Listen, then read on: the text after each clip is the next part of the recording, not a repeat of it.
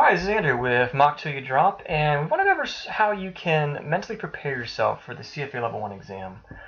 So only about 43% of the candidates on average are going to pass this exam. We'll assume that most of the candidates put a lot of work into studying and doing practice problems, yet most will fail. So we think there's more to preparing yourself for this exam beyond just studying and doing practice problems. Having the right mindset is going to be very important as you're preparing for this exam, and we're going to talk about what it means to have the right mindset and what steps you can take to get yourself ready for one of the most difficult exams in finance.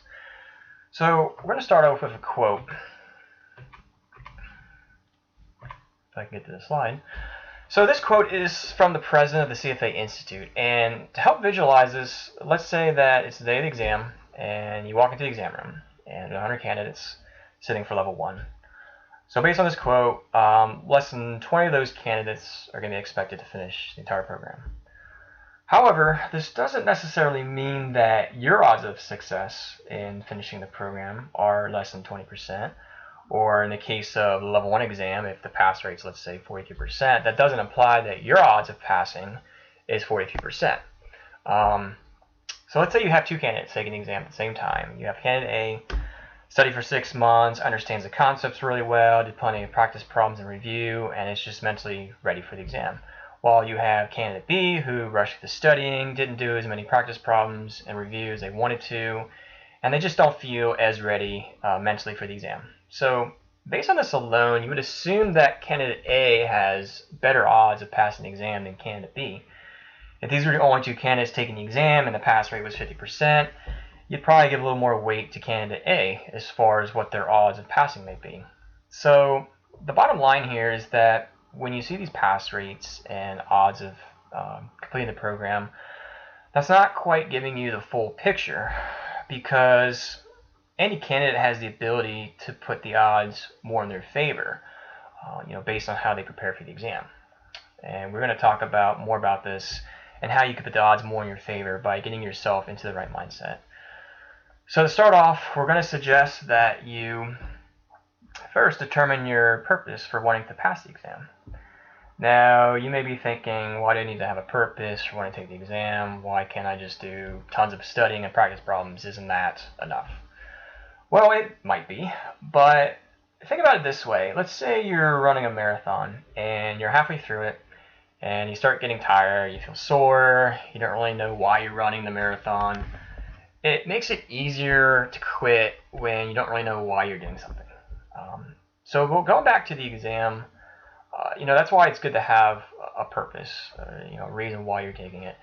Now, it can be anything that you want, whether it's, you want to earn the charter, or maybe you just want to challenge yourself. Doesn't really matter what the reason is. What's important is that you do have something that you can reflect on occasionally while you're preparing for the exam. Now, there may be times when you might ask yourself, why am I doing this? Or what have I got myself into? And, it's perfectly normal to feel a little overwhelmed with how much is being thrown at you for this exam. So that's why it's important to be able to reflect on the reason why you decided to take this exam in the first place.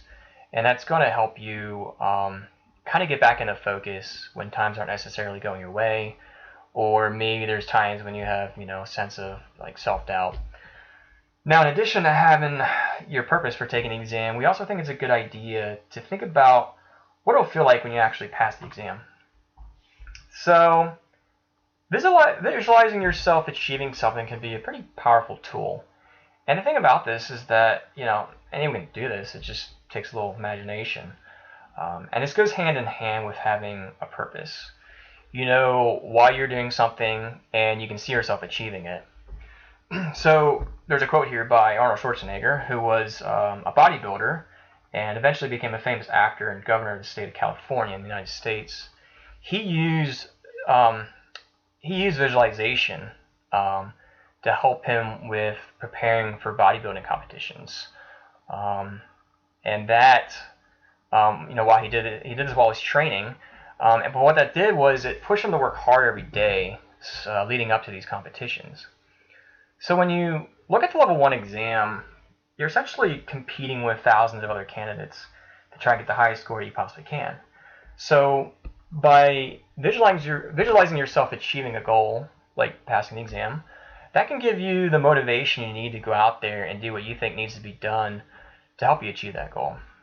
For example, it can help motivate you to wake up early if you need to get a head start in your studying before you start work, or it can keep you disciplined and following your study plan. It can also give you the motivation to go above and beyond your preparation. And when you can visualize yourself passing the CFA exam, think about what you're going to want to do when you find out. Think about how you're going to celebrate afterwards, what it's going to feel like. So having a purpose for taking the exam and visualizing yourself passing are going to be pretty important for this next step of thinking about the exam. And that is, it's a marathon, not a sprint. Now, you may hear stories of candidates who studied for 3-4 weeks and passed the exam. But we think this is rather an exception. Most candidates will probably need to treat this exam like they're preparing for a marathon. And like a marathon, preparing for the Level 1 exam is going to take time. It's going to take commitment. It's going to take hard work. You'll need to put in the time to study. You'll need to commit yourself to set a schedule for doing practice problems, and you need to have the discipline to stay focused throughout this time. So the bottom line here is that there's really not going to be any shortcuts for this exam that'll work for most candidates. You're most likely going to have to put in the work, and that's going to take some time. Now, and that's just how it's designed. And there are effective ways to prepare for the exam that may reduce your workload and time, but that'll be a whole another video. So you want to come into this like you are preparing for a marathon and something that you should be rushing through. Okay, so next thing we're going to talk about is, and this is our last slide, but it's not a matter of if, it's a matter of when. And this is kind of a realistic approach for thinking about the Level 1 exam, or just the program in general. This isn't saying, go out there and pick a date in the future when you think you might pass or get through the program. Rather, it's more of going into this with, a positive mindset that if you don't give up, you will eventually pass. And at the end of the day, when you finish the exam, go ahead and celebrate whether you think you passed or not. Because just sitting through a 6-hour exam is accomplishment in itself. Plus all the hard work you put into it, try to reward yourself throughout your studying.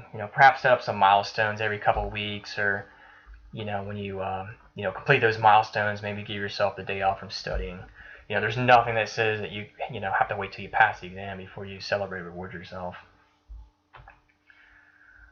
Okay, so hopefully this gave you some useful tips on how to think about the Level 1 exam. If you found this video helpful, please give us a like. Go ahead and click on the subscribe button. If you have any questions, please feel free to leave a comment below. Thanks for watching, and good luck with your exam.